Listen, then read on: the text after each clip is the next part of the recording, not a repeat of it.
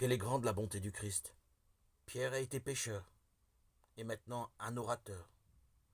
Un orateur mérite un grand éloge s'il est capable de comprendre ce pécheur. Voilà pourquoi l'apôtre Paul dit, en s'adressant aux premiers chrétiens, frères, vous qui avez été appelés par Dieu, regardez bien, parmi vous il n'y a pas beaucoup de sages aux yeux des hommes, ni de gens puissants ou de haute naissance. Au contraire, ce qu'il y a de faible dans le monde, voilà ce que Dieu a choisi, pour couvrir de confusion les sages. Ce qui est d'origine modeste, méprisé dans le monde, ce qui n'est rien, voilà ce que Dieu a choisi, pour détruire ce qui est quelque chose. 1 Corinthiens 1, 26, 28.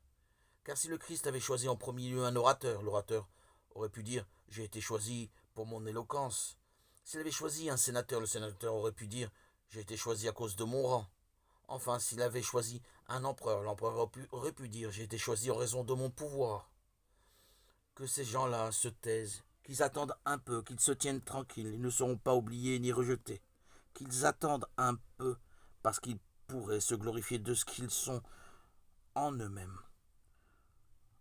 Donne-moi, dit le Christ, ce pécheur, donne-moi cet homme simple et sans instruction. Donne-moi celui avec qui le sénateur ne daigne pas parler, même quand il lui achète un poisson. La fécondité de la mission qui nous est confiée vient de l'obéissance de notre foi.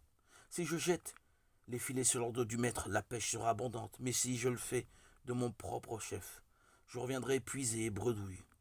Il ne faut pas confondre la générosité qui conduit souvent au découragement et la fécondité d'une âme unie à son Dieu.